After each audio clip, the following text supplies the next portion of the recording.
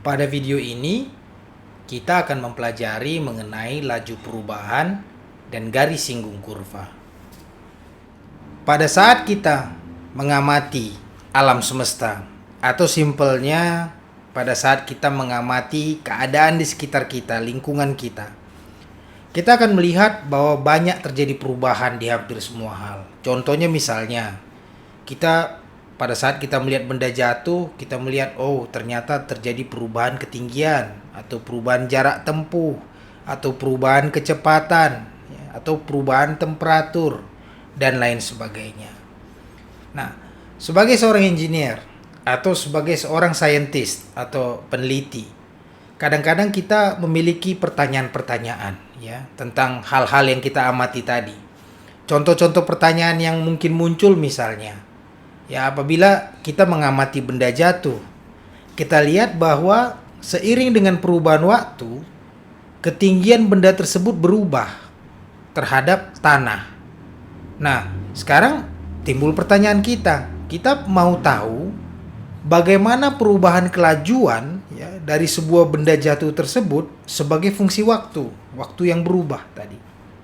Atau misalnya kita bertanya, kita mengamati ada sebuah tong. Terus tong ini diisi cairan. Nah, sekarang kita lihat bahwa pada saat semakin banyak cairan diisikan ke tong, ketinggian cairan di dalam tong relatif terhadap ketinggian tong itu akan naik Jadi kita bertanya ini, bagaimana perubahan ketinggian cairan dalam tong tersebut apabila dinyatakan sebagai fungsi dari jumlah cairan yang dituangkan ke dalamnya. Nah, ini hanya sebagian kecil dari contoh-contoh pertanyaan yang mungkin kita tanyakan.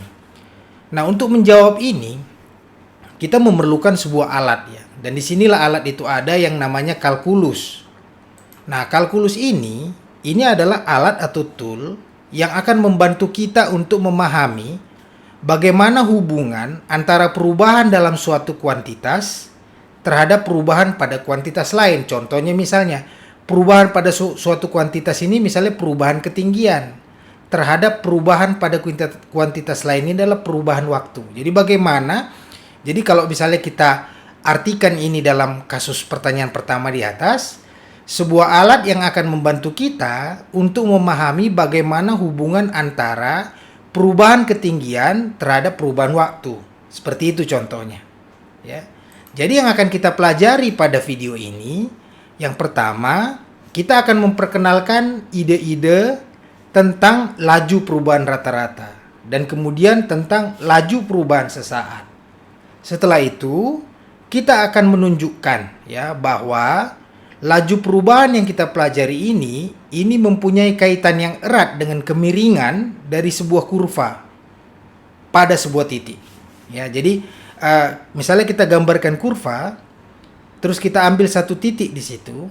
Nah, kita bisa tahu kemiringan tepat pada titik itu, berapa kemiringan kurva itu.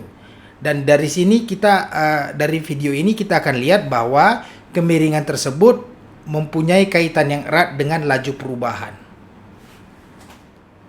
Nah, sekarang bagian yang paling pertama, kita akan mempelajari mengenai kelajuan rata-rata dan kelajuan sesaat. Pada akhir abad ke-16, seorang ilmuwan Italia yang bernama Galileo Galilei melakukan percobaan.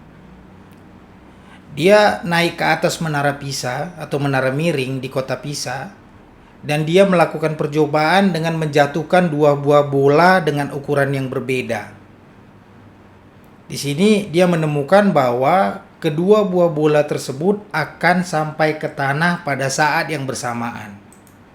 Nah, dari percobaan ini, Galileo Galilei ini menemukan bahwa sebuah benda padat yang dijatuhkan dari keadaan diam di dekat permukaan bumi dan dibiarkan jatuh bebas akan jatuh dengan jarak yang sebanding dengan kuadrat waktu jatuhnya. Jadi pada kasus ini massa tidak mempunyai pengaruh. Makanya kita lihat di gambar ini, ilustrasi ini, dia menjatuhkan dua buah bola yang massanya berbeda. Tapi kedua bola tersebut sampai ke tanah pada waktu yang relatif bersamaan, ya, yaitu dengan jarak yang berbanding lurus dengan kuadrat waktu jatuhnya. Tentu saja percobaan ini dilakukan dengan asumsi bahwa pertama, hambatan udara atau gesekan udara yang dapat memperlambat jatuhnya benda-benda ini diabaikan. Dan asumsi yang kedua bahwa gaya gravitasi adalah merupakan gaya satu-satunya yang bekerja pada benda-benda yang jatuh ini. Ya. Nah, gerak yang seperti ini kita kenal dengan nama gerak jatuh bebas. Nah, jika kita ambil variabel Y, dan variabel Y ini menyatakan jarak yang ditempuh dan satuannya adalah meter setelah menempuh waktu T detik. Maka hukum Galileo menyatakan bahwa Y sama dengan 4,9 dikali T kuadrat. Di mana 4,9 ini adalah sebuah konstanta yang dinamakan konstanta proporsionalitas, ya. Nah, kita lihat ya, Y sama dengan 4,9 T kuadrat ini menggambarkan kalimat yang ini. Jarak yaitu Y berbanding lurus atau sebanding dengan kuadrat waktu jatuhnya. Y berbanding lurus dengan T kuadrat. Kelajuan rata-rata dari sebuah benda yang bergerak selama selang waktu tertentu itu didapatkan dengan cara membagi jarak yang ditempuh dengan waktu tempuh, atau kita bisa tuliskan dalam rumus delta Y dibagi delta T. Nah, satuannya apa? Satuan ukurannya di sini adalah satuan panjang per satuan waktu. Contohnya seperti kilometer per jam, meter per detik, atau satuan apapun yang sesuai dengan permasalahan yang mau kita selidiki. Nah, sekarang coba kita lihat contoh pertama, ya, contoh ke-1.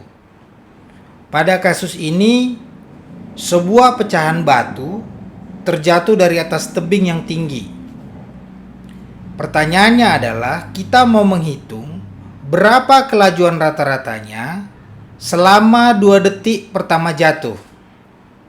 Kemudian, pertanyaan kedua, berapa kelajuan rata-ratanya selama interval 1 detik, yaitu di antara detik ke-1 dan detik kedua. Nah, sekarang kita coba jawab. Kelajuan rata-rata batu selama interval waktu tertentu itu adalah merupakan pembagian antara perubahan jarak, ya, dengan panjang interval waktu, atau bisa kita tuliskan delta Y per delta T. Di sini jarak itu satuannya adalah meter, ya. Jadi kita ukur jarak dalam meter dan waktu dalam detik. Nah, kita ingat dari slide sebelumnya bahwa Galileo menyatakan berdasarkan percobaannya tadi bahwa Y sama dengan 4,9 T kuadrat. Ya. Maka delta Y per delta T itu adalah Y2 dikurang Y1 dibagi T2 dikurang T1. Nah, Y2 itu, ya ini, rumus ini T-nya diganti T2. Y1 yang di sini, rumus yang ini, T-nya diganti T1. Jadi kita dapatkan delta Y per delta T di dalam rumus ini. Sekarang kita kerjakan untuk 2 detik yang pertama. 2 detik yang pertama berarti T2-nya adalah 2, T1-nya adalah 0. Ya, 2 detik yang pertama. Kita masukkan.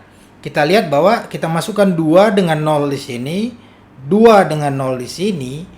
Kita dapatkan di sini bahwa kelajuan rata-ratanya dari batu yang jatuh itu adalah dari 0 sampai 2 detik itu adalah 9,8 meter per detik. Ya, dari detik 0 sampai detik 2. Nah, sekarang kita mau lihat, oke, kita udah tahu detik 0 sampai detik 2. Bagaimana dengan kalau kita lihat hanya sebagian dari interval itu, yaitu dari detik 1 ke detik 2.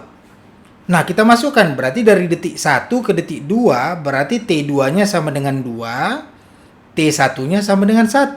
Kita masukkan ke sini, dapatnya 14,7 meter per second. Jadi kita lihat dengan jelas ya, kalau kita menganalisa kelajuan rata-rata dari batu, dari interval 0 sampai 2 detik, kelajuannya 9,8 meter per second. Tapi kalau kita lihat lebih spesifik, pada saat dari detik 1 ke detik 2, dia mempunyai kelajuan yang lebih tinggi di sini. Seperti yang sudah kita lihat pada contoh soal, ya, panjang interval pada soal B itu lebih kecil daripada panjang interval pada soal A. Padahal kita tahu juga bahwa interval pada soal B itu berada masih di dalam interval pada soal A. Tapi kelajuan rata-rata yang kita dapatkan dari perhitungan berbeda jauh. Oleh karena itu sekarang kita daripada menggunakan kelajuan rata-rata selama suatu interval waktu tertentu, sekarang kita ingin mengetahui bagaimana cara menentukan yang namanya kelajuan sesaat, ya, yaitu pada waktu sesaat T0, tepat di T0 gitu. Jadi dia panjang ya dari sebuah benda yang jatuh. Bagaimana caranya? Untuk melakukan ini, kita mengamati apa yang terjadi ketika ya kita menghitung kelajuan rata-rata selama interval waktu yang semakin kecil yang dimulai dari T0. Jadi misalnya interval waktunya sudah tertentu ya. Kemudian kita perkecil intervalnya, kita perkecil lagi, kita amatin kelajuan rata-ratanya, kita perkecil lagi, kita amati lagi kelajuan rata-ratanya sampai sekecil mungkin yang bisa kita cari ya. Kita amati apa yang terjadi dengan kelajuan rata-rata selama interval waktu yang kita buat semakin kecil itu. Jadi untuk mengilustrasikan proses ini, kita akan melihat contoh yang kedua. Pada contoh kedua ini, ya, kita mau menentukan atau mencari kelajuan jatuhnya batu yang pada contoh ke-1 tadi pada T sama dengan 1 detik dan pada T sama dengan 2 detik. Nah, sekarang solusi untuk contoh kedua ini, ya. Di sini kita lihat ya, kita dapat menghitung kelajuan rata-rata batu selama selang waktu. Ya, selang waktunya itu dari T0 sampai T0 ditambah H. Ya, jadi dari T0 sampai T0 tambah H, yang panjang intervalnya adalah T0 ditambah H dikurang T0. Ya, jadi misalnya contohnya gini ya, mungkin agak bingung. T0 itu misalnya detik ke-1. T0 tambah H itu misalnya detik kedua, ya kan? Berarti panjang intervalnya adalah selisih antara detik kedua dengan detik ke-1, ya. Jadi ini misalnya panjang intervalnya adalah T sama dengan T0 ditambah H detik terakhir dikurang T0 detik awal, yaitu T0-nya habis, kita dapat panjang intervalnya adalah sama dengan H. Oleh karena itu, rumus untuk menghitung kelajuan rata-rata batu selama selang waktu ini adalah delta Y dibagi delta T ini sama dengan, ini rumus, ini ingat yang di atas ini rumusnya Galileo yang sudah kita bicarakan tadi ya, yaitu 4,9 T2 atau T0 ditambah H kuadrat, T2 kuadrat kurang 4,9 T0 kuadrat dibagi panjang intervalnya, yaitu T2 dikurang T1 atau T1 kurang T0, yaitu sama dengan H. Ya. Nah, sekarang kita mau mencari yang namanya kelajuan sesaat. Apa itu kelajuan sesaat? Yaitu kelajuan tepat pada saat T sama dengan T0. Artinya apa? Artinya kalau pada saat T sama dengan T0, berarti H-nya itu adalah sama dengan 0. Ya, nggak ada panjang intervalnya karena tepat di situ. Kalau ada panjang intervalnya kan nggak tepat di situ. Ya paham ya, coba lihat. T0 sampai T0, itulah dia. Kayak gitu ya, panjang intervalnya, makanya hanya sama dengan 0. Berarti kalau panjang hanya sama dengan 0, kita tidak bisa menggunakan rumus ini untuk mencari kelajuan sesaat. Kenapa? Karena kita tidak boleh membagi dengan 0 kalau hanya sama dengan 0. Tapi rumus ini bisa tetap kita gunakan untuk menghitung kelajuan rata-rata dalam interval waktu yang semakin kecil. Jadi hanya semakin kecil kita bisa hitung. Kita kecilkan lagi hanya, kita bisa hitung. Terus kita kecilkan hanya. Setiap kita kecilkan hanya, kita amati apa yang terjadi dengan kelajuan rata-ratanya. Nah, di tabel ini menunjukkan bagaimana apa yang terjadi pada saat hanya kita ambil semakin kecil. Ini rumusnya tadi ya, kita lihat sudah dijelaskan di slide sebelumnya. Nah, sekarang kita lihat untuk kasus pada saat kita mau mencari kelajuan rata-rata pada saat T0 sama dengan 1, pertama kita lihat dulu. Kalau kita ambil panjang intervalnya 1, ya, misalnya kalau panjang intervalnya 1 berarti dia waktunya dari 1 sampai 2. 1 ditambah 1 sampai 1 ditambah 1. Jadi 1 sampai 2. Ya, karena panjang intervalnya itu 1.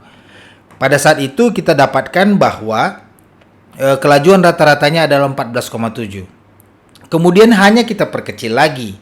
Hanya jadi 0,1.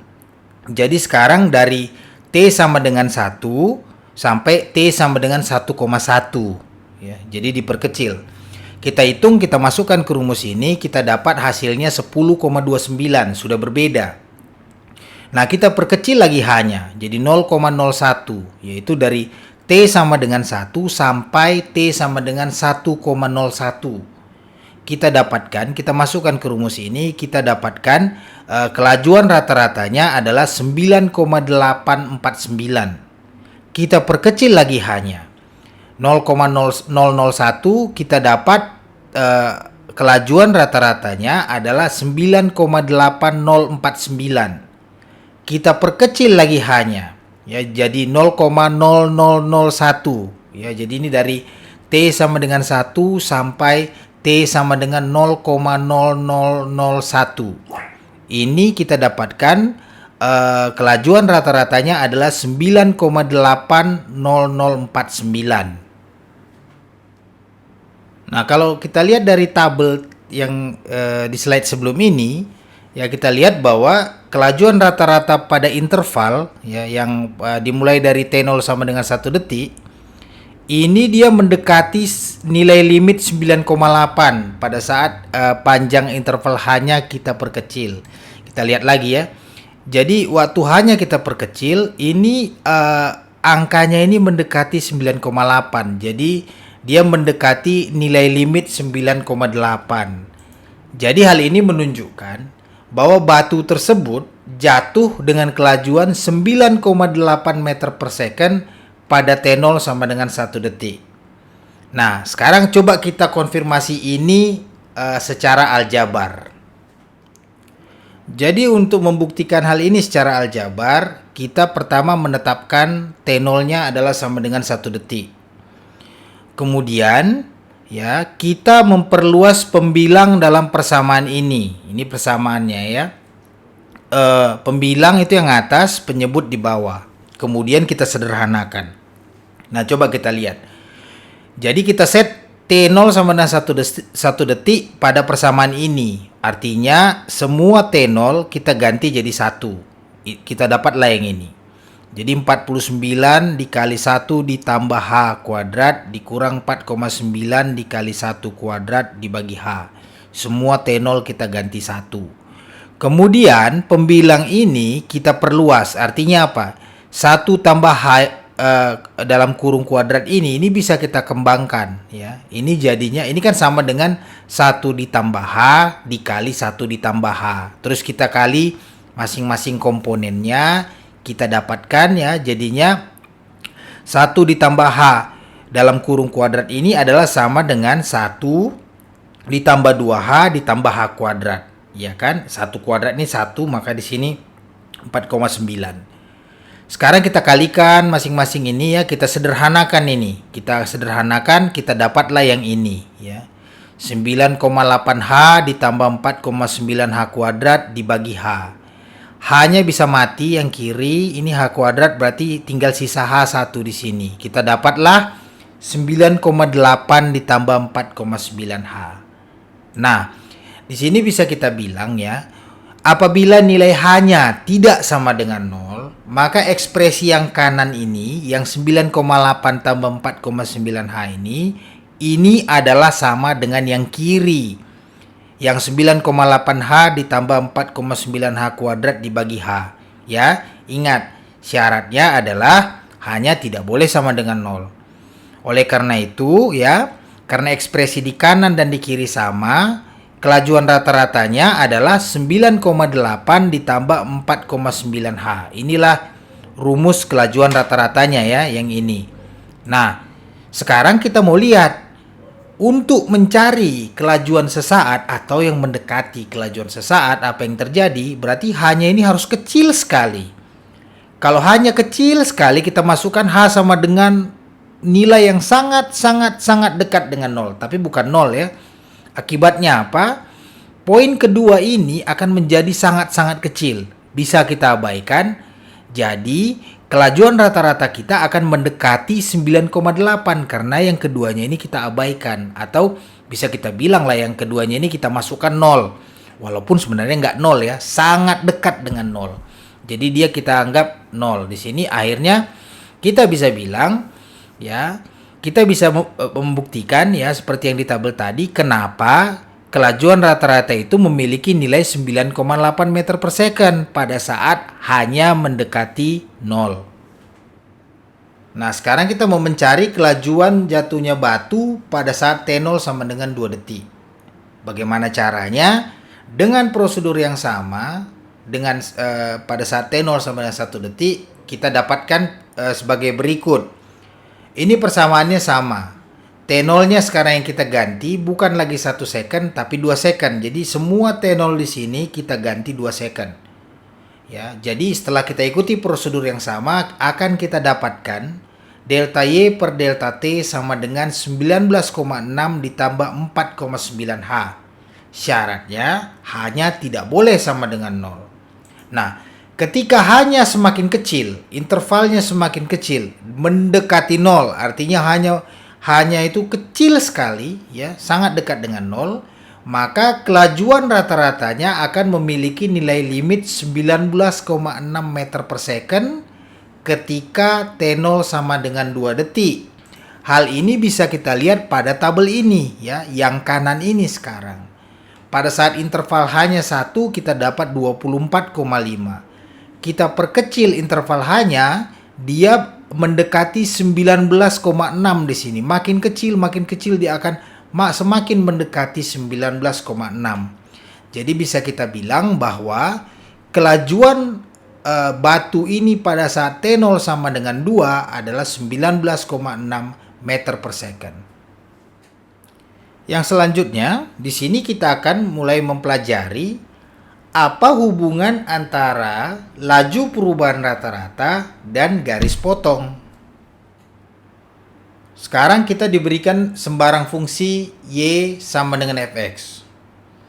Kita mau menghitung laju perubahan rata-rata dari Y terhadap X pada interval dari X1 sampai X2. Bagaimana caranya? Yaitu dengan membagi perubahan nilai Y, yaitu delta Y sama dengan Fx2 dikurang Fx1, dengan panjang dari interval di mana perubahan tersebut terjadi, yaitu delta X, perubahan nilai X. X2 kurang X1 sama dengan H. Di sini kita menggunakan simbol H untuk menggantikan delta X adalah untuk penyederhanaan notasi. Nah, definisinya jadinya sebagai berikut. Laju perubahan rata-rata dari Y sama dengan Fx terhadap X pada interval dari X1 sampai X2 itu adalah sebagai berikut. Delta Y dibagi delta X adalah sama dengan Fx2 dikurang Fx1 dibagi X2 dikurang X1 sesuai dengan yang kita definisikan di atas ini. Nah, X2 itu adalah X1 ditambah H. Ya, kita lihat ini. Dari sini kita lihat. X2 adalah sama dengan X1-nya dikanankan, X2 sama dengan X1 ditambah H. Jadi, delta Y dibagi delta X ini adalah sama dengan Fx1 tambah H dikurang Fx1 dibagi H. Syaratnya adalah H-nya tidak boleh sama dengan 0. Jadi, secara geometris, kita bisa lihat di gambar di kanan ini ya. Secara geometris itu artinya begini. Laju perubahan ini yang grafik biru ini adalah grafik Y sama dengan Fx. Jadi kalau kita bilang laju perubahan dari fungsi F pada interval X1 sampai X2 ini adalah merupakan kemiringan dari garis yang melalui titik P dan titik Q, di mana koordinatnya ini ya, ini X1 Fx1, koordinatnya X2 Fx2. Jadi sekali lagi, laju perubahan ini ya pada fungsi f pada interval X1 dan sampai X2 itu adalah merupakan kemiringan dari garis yang menghubungkan dua titik yang ada pada kurva ini pada saat X1 dan pada saat X2.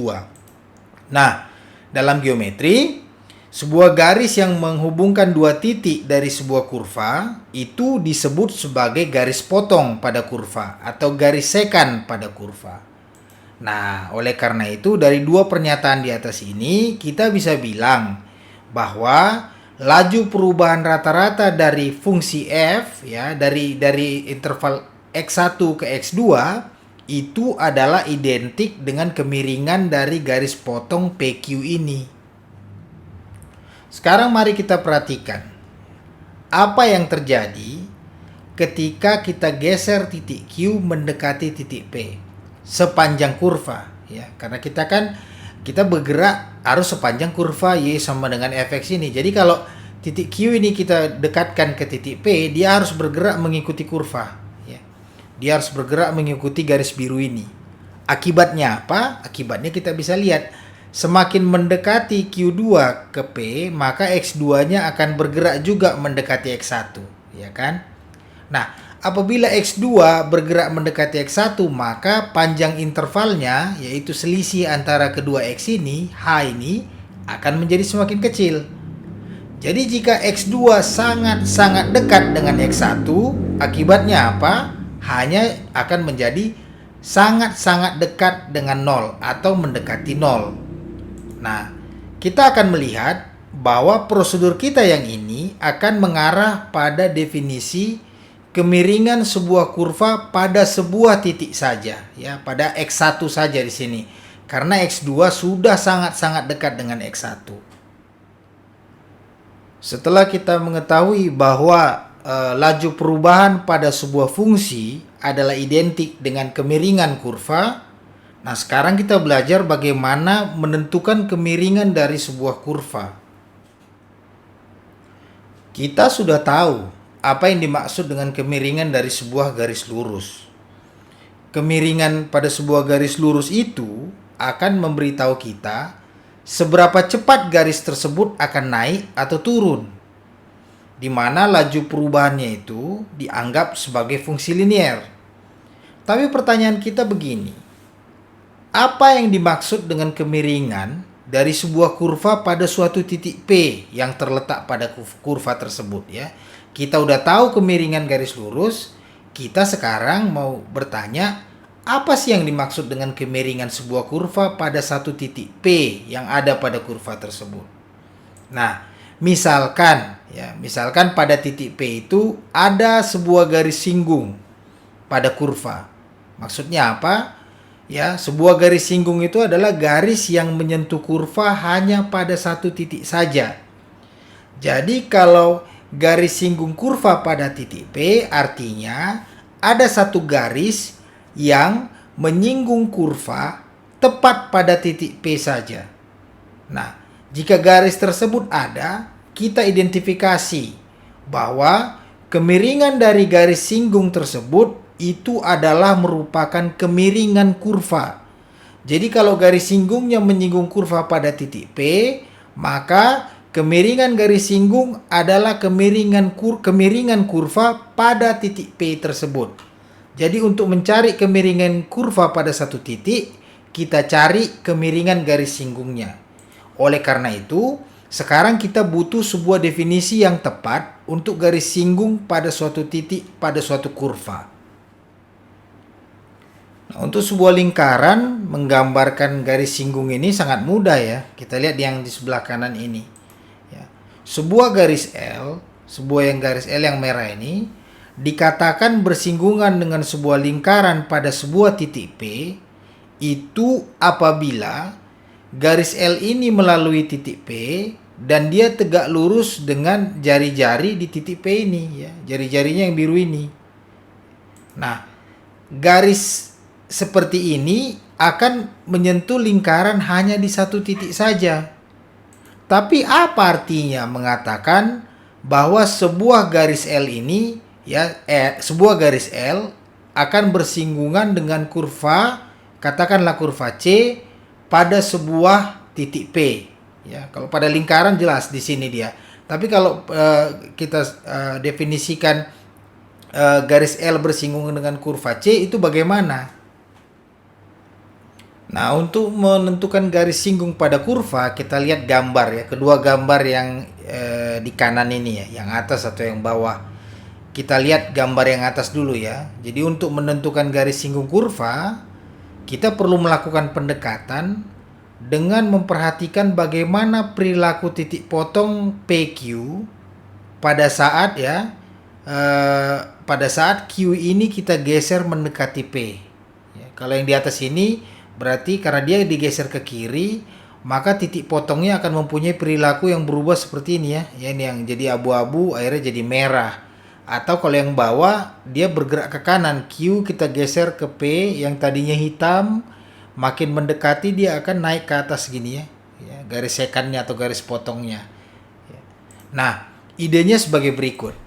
Ya, kita mulai dengan yang bisa kita hitung langsung. Yang bisa kita hitung langsung yaitu kita tahu titik P, kita tahu titik Q, kita tarik garis potong, ya, garis yang melalui P dengan Q yang memotong kurva atau garis sekannya.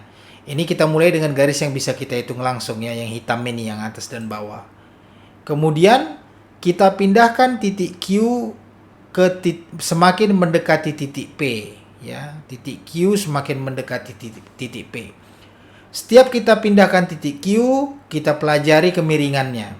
Terus kita pindahkan titik Q, kita pelajari kemiringannya sampai nanti nilai kemiringannya itu tidak banyak lagi berubah, sudah hampir stagnan dia, tidak berubah seperti yang sudah kita lihat pada contoh sebelumnya ya. Nah, apabila dia sudah tidak berubah lagi atau berubah sangat-sangat kecil, ya berarti kita dapati bahwa terdapat yang kita katakan sebagai nilai limit. Nah, kalau kita sudah ketemu nilai limit tersebut, nah nilai limit itulah yang kita ambil sebagai kemiringan kurva pada titik P ini. Ya. Jadi saya ulangi, kemiringannya ini kita amati ya. Begitu Q dia mendekati P, kemiringannya kita amati. Kemiringannya pasti berubah. Ya. Di sini kemiringannya dari 0. Dia kemiringannya akan naik terus sampai pada suatu saat kemiringannya itu sudah tidak banyak berubah lagi. Disitulah kita katakan bahwa kita ketemu nilai limitnya. Nah, nilai limit inilah sebagai kemiringan kurva pada titik P. Nah, kita tentukanlah garis singgung kurva pada titik P, yaitu garis yang melalui titik P dan memiliki kemiringan sebesar nilai limit yang udah kita cari tadi.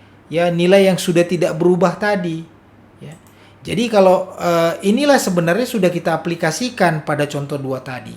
Ya, pada contoh 2 sebelum ini ya yang ada tabel itu kita perkecil hanya, artinya H itu adalah jarak antara jarak X antara P dengan Q ya. Jadi semakin Q mendekati P, hanya semakin mendekati 0. Ya. Pada saat hanya mendekati 0, kita lihat bahwa nilainya itu semakin stagnan, nggak banyak lagi perubahan, bisa dibilang tidak berubah lagi. Nah, itulah nilai limitnya. Ya. Jadi sekali lagi saya katakan, nilai limit itulah yang kita katakan, misalnya nilai limit pada titik P ini yang kita katakan sebagai kemiringan kurva ini, kurva yang biru ini pada titik P. Nah, garis singgungnya itu adalah garis yang melewati titik P dan mempunyai kemiringan yang sudah kita hitung itu. Pada contoh yang ketiga ini, kita ingin mencari kemiringan dari parabola Y sama dengan X kuadrat pada titik P, yang koordinatnya adalah 2,4. Kemudian kita mau mencari persamaan garis singgung ya dari parabola tersebut pada titik P. Nah, sekarang kita mau mencari solusinya. Ya, persamaan kita adalah Y sama dengan X kuadrat. Nah, kita mulai bagaimana? Dengan menggambarkan atau kita mulai dengan garis potong yang melalui 2 titik pada kurva. Kita udah tahu titik P. Titik P itu koordinatnya 2, 4. Ya, kalau kita masukkan X-nya sama dengan 2 ke persamaan ini, maka kita dapatkan Y-nya sama dengan 4. Nah, sekarang kita ambil titik Q sembarang. Titik Q sembarang berarti dia X-nya itu berjarak H dari titik P. Katakanlah dia jadinya 2 tambah H koordinatnya, koordinat X-nya. Berarti koordinat Y-nya adalah 2 tambah H kuadrat. Kalau kita masukkan 2 tambah H ke persamaan parabola ini, kita dapat 2 tambah H kuadrat. Ya, jadi, kita asumsikan bahwa titik P dan Q ini sudah berdekatan, tidak terlalu jauh. Kemudian kita tulis persamaan kemiringan dari garis potong PQ ini. Baru nanti kita selidiki apa yang terjadi pada kemiringan tersebut pada saat titik Q kita pindahkan mendekati P di sepanjang kurva. Tapi sekarang kita cobalah lihat bagaimana rumus atau ekspresi dari kemiringan garis potong. Kemiringan garis potong itu sama dengan delta Y dibagi delta X.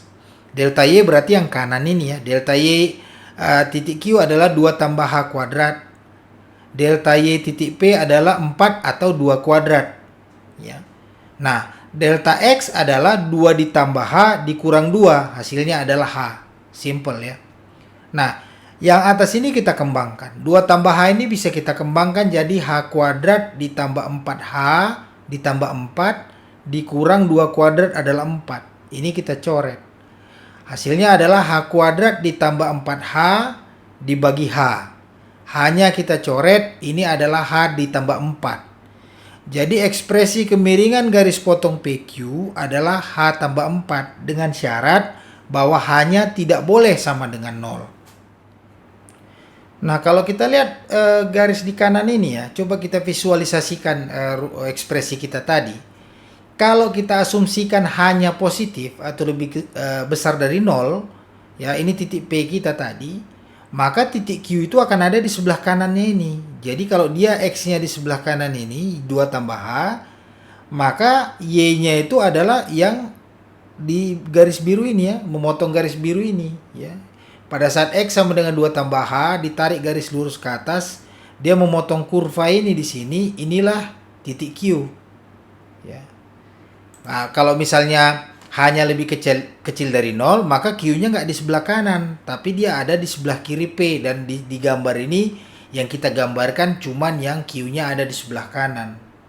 Nah, pada saat titik Q ini kita pindahkan mendekati titik P, maka H-nya ini juga mendekati 0 ya, karena 2 tambah H ini kita geser mendekati 2. Pada saat dia sangat-sangat dekat dengan 2, maka H-nya mendekati 0. Kita udah dapat pada slide sebelumnya bahwa kemiringan dari garis potong ini atau garis sekan ini adalah H ditambah 4. Pada saat H mendekati 0, ya H ini sangat kecil, ini kita abaikan, maka kemiringannya menjadi 4. Jadi kemiringan garis potongnya itu adalah sama dengan 4. Nah, ya, setelah dia mendekat sangat-sangat dekat dengan titik P, kemiringannya adalah sama dengan 4 karena hanya mendekati 0. Nah, 4 inilah yang kita ambil sebagai kemiringan dari parabola, kemiringan dari garis biru ini pada titik P, karena dia adalah sama dengan kemiringan garis singgung kurva pada titik P ini ya, seperti yang sudah kita jelaskan sebelumnya. Sekarang kita udah tahu garis kemiringan dari garis singgung kurva ini. Sekarang kita mau cari bagaimana persamaan garis singgung kurva ini. Kita udah tahu kemiringannya. Kita tahu titik singgungnya. Jadi kalau kita udah tahu satu titik, tahu kemiringannya, kita bisa cari persamaan garis singgung ini. Karena ini adalah persamaan linear. Jadi rumusnya itu adalah Y sama dengan Y kurang Y1 adalah sama dengan M dikali X dikurang X1. M ini adalah kemiringan atau gradien. X1 dan Y1 adalah salah satu koordinat atau satu titik yang ada pada garis tersebut. Nah, di sini titik yang udah kita tahu adalah titik singgungnya ya, yaitu titik P. Koordinatnya 2, 4. Jadi X1-nya adalah 2, Y1-nya adalah 4. Dan kemiringan garis tangennya atau garis singgung ini adalah 4. Kita masukkan 4 ini, kita pindahkan ke kanan, ya kan? Jadinya plus 4 ya. Jadi kita dapat 4 ya ditambah 4 dikali X kurang 2. Kita sederhanakan ini, maka kita dapatlah persamaan garis singgung kurva Y sama dengan X kuadrat pada titik P dengan koordinat 24 adalah Y sama dengan 4X dikurang 4. Setelah kita mempelajari mengenai apa itu garis singgung pada kurva pada suatu titik ya, sekarang kita akan melihat bagaimana hubungan antara laju perubahan sesaat dan garis singgung tersebut.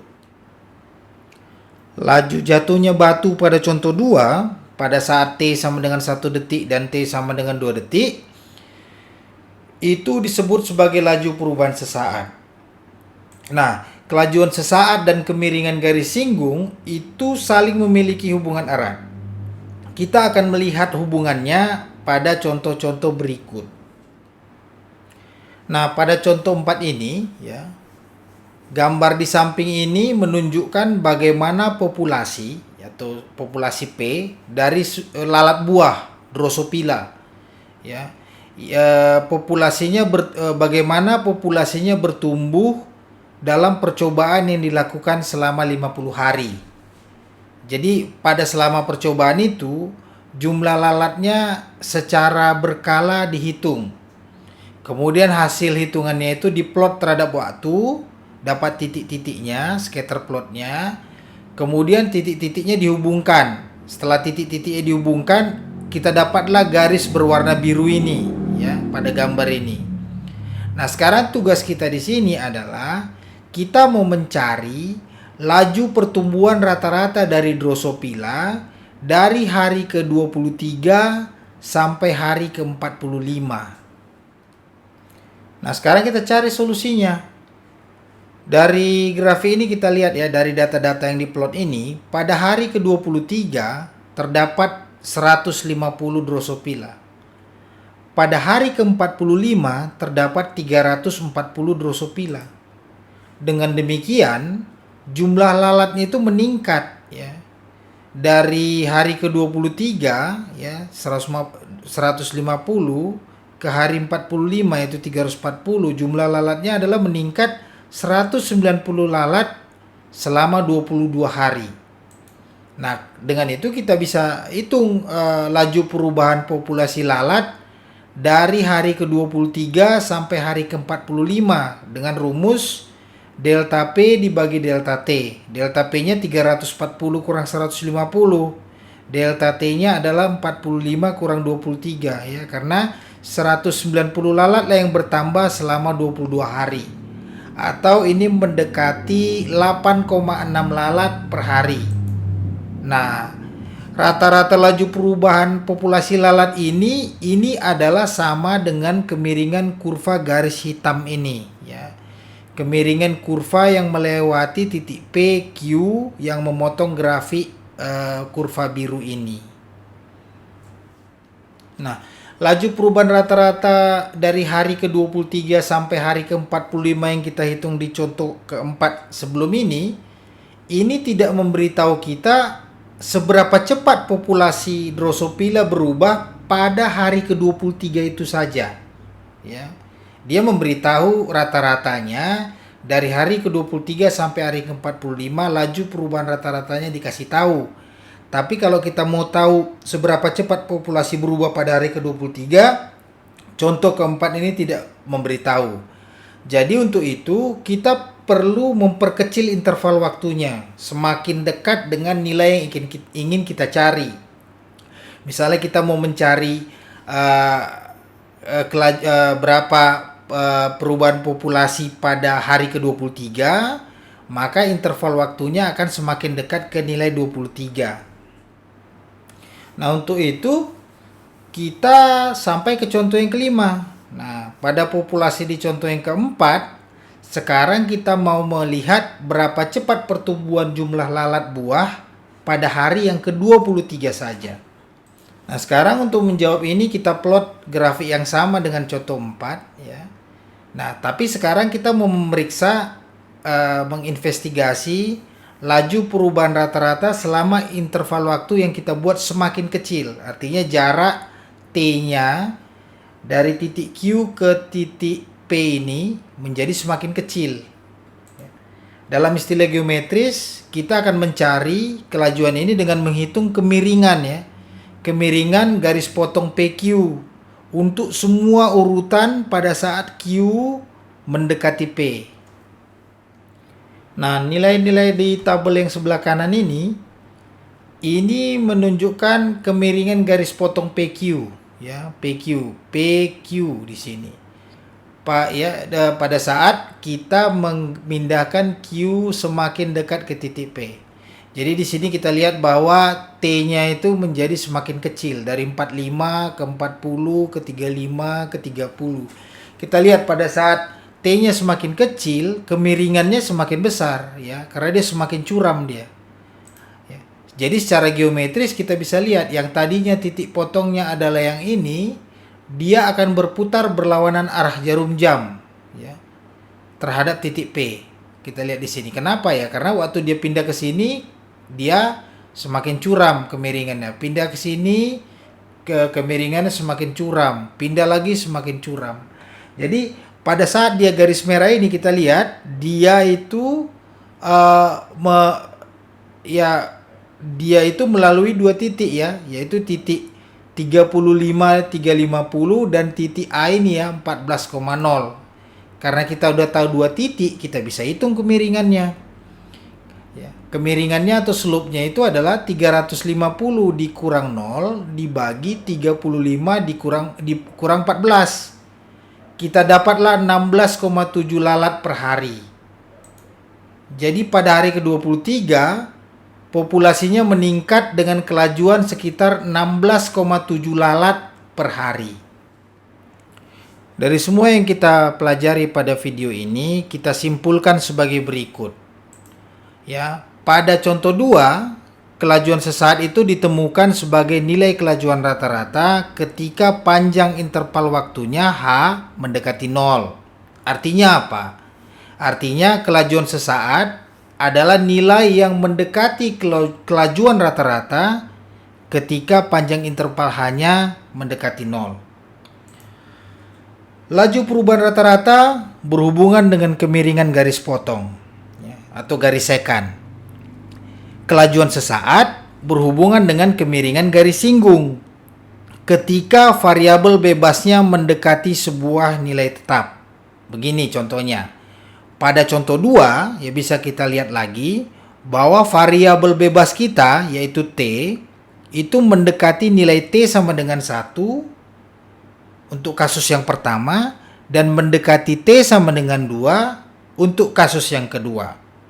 Pada contoh 3 variabel bebas kita X, dia mendekati X sama dengan 2. Jadi kita bisa melihat bahwa kelajuan sesaat dan kemiringan garis singgung kurva pada suatu titik itu memiliki hubungan yang erat.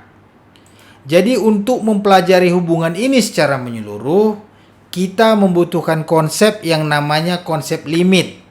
Nah, konsep limit ini akan kita pelajari pada video berikutnya. Nah, demikianlah video kita sekarang ya, video kita ini. Kita akan bertemu lagi di video selanjutnya.